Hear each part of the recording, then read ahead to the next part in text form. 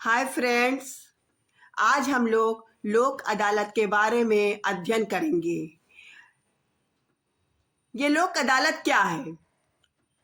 न्यायालय का नाम सुनते हुए जैसे ही न्यायालय का नाम सुनेंगे तो लगेगा अरे इस न्यायालय में लाखों का खर्चा होता है और बहुत समय व्यय होता है। इस तरह के हमारे मन में विचार आने लगते हैं। तो आज हम लोक अदालत के बारे में जो पढ़ेंगे कि आज न्यायालयों में लाखों की संख्या में क्या है, विचाराधीन मुकदमे पड़े हैं और इतना ज्यादा कार्यभार के कारण दीवानी अदालत, फौजदारी अदालत और राजस्व अदालत या न्यायालय में न्याय पाने में बहुत अधिक क्या लगता है, समय लगता है तथा इस प्रक्रिया में धन भी अधिक व्यय होता है और अनेक परेशानियों का भी क्या सामना उठाना पड़ता है या अनेक परेशानियां भी उठानी पड़ती है। हाँ, तो ऐसे में न्याय प्रक्रिया को सरल बनाने के उद्देश्य से एक प्रस्ताव द्वारा भारत सरकार ने सर्वोच्च न्यायालय के मुख्य न्यायाधीश श्री पी.एन. भगवती की अध्यक्षता में कानूनी सहायता योजना कार्यान्वयन समिति की नियुक्ति की और इस समिति के द्वारा प्रस्तावित कार्यक्रम के अंतर्गत उत्तर प्रदेश राज्य के विभिन्न भागों और देश के अन्य राज्यों के विभिन्न भागों में शिविर कैंप के रूप में लोक अदालत लगाई जा रही हैं।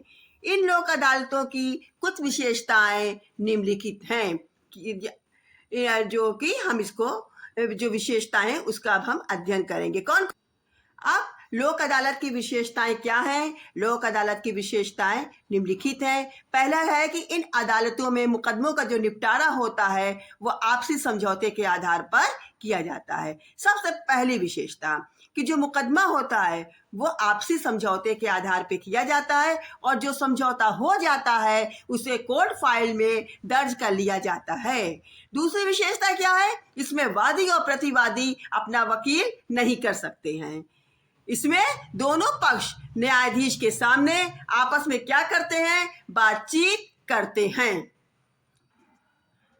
इसमें जो है वैवाहिक, पारिवारिक और सामाजिक झगड़े, किराया है, बेदखली है, वाहनों का चालान है, बीमा आदि के समान मुकदमों पर दोनों पक्षों को समझाकर समझौता करा लिया जाता है। अगली विशेषता क्या है? इन अदालतों में कौन कौन होते हैं? सेवानिवृत्त जज होते हैं, राजपत्रित अधिकारी होते हैं तथा समाज के प्रतिष्ठित व्यक्ति परामर्शदाता के रूप में बैठते हैं, समझाते हैं और समझौता कराते हैं।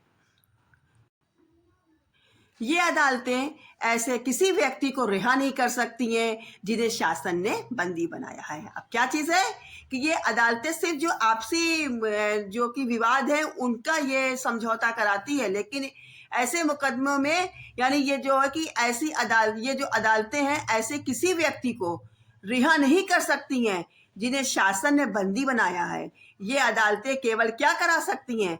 समझौता करा सकती हैं, जुर्माना कर सकती हैं या चेतावनी देकर छोड़ सकती हैं। समझ में आई बात?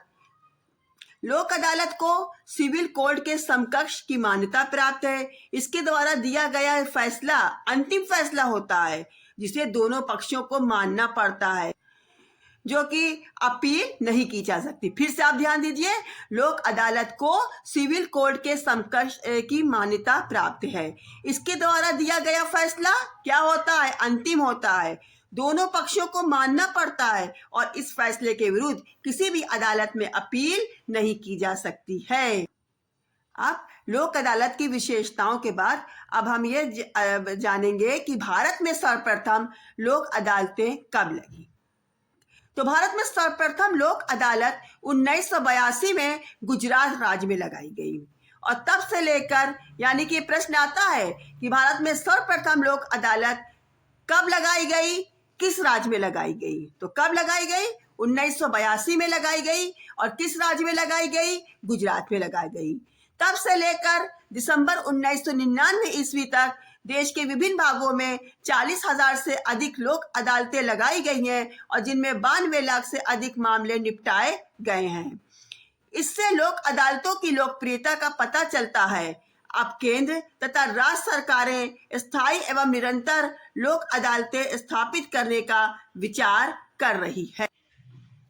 हाँ, तो जनपदीय स्तर पर सरकार ने परिवार न्यायालयों, उपभोक्ता संरक्षण न्यायालयों तथा विशेष महिला अदालतों की भी स्थापना की है।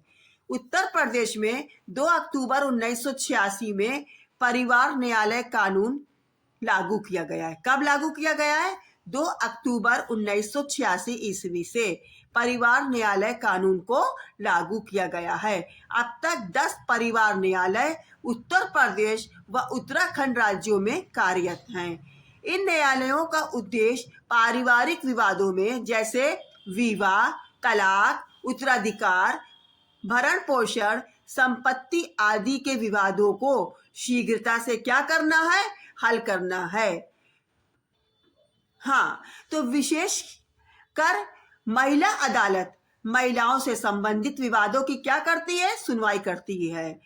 10 फरवरी 1996 ईस्वी से इलाहाबाद यानी प्रयागराज में पहली बार विशेष महिला अदालत ने कार्य आरंभ किया है। अब तक मथुरा, सहारनपुर आदि जनपदों में विशेष महिला अदालतें क्या हो चुकी हैं? स्थापित हो चुकी हैं। और इस प्रकार जनपदों में उपभोक्ता संरक्षण न्यायालय भी उपभोक्ताओं के हितों को संरक्षण देने के लिए सफलतापूर्वक कार्य कर रहे हैं। देखिए, लोक अदालत का अध्ययन करने के बाद हमने ये निष्कर्ष निकाला कि लोक अदालत में लाभ भी है और हानि भी है। लाभ क्या है कि इन अदालतों में जो मुकदमों का निपटारा जो होता है वो आपसी समझौते के द्वारा किया जाता है और इन अदालतों में वकीलों की भी क्या नहीं होती है? आवश्यकता नहीं होती है, जिससे खर्चा तो बचता है और मुकदमे की सुनवाई भी शीघ्रता से हो जाती है। ये तो लाभ है। लेकिन हानि क्या है कि इन अदालतों के द्वारा दिए गए फैसलों के विरुद्ध किसी भी अदालत में हम याचिका दायर नहीं कर सकते हैं।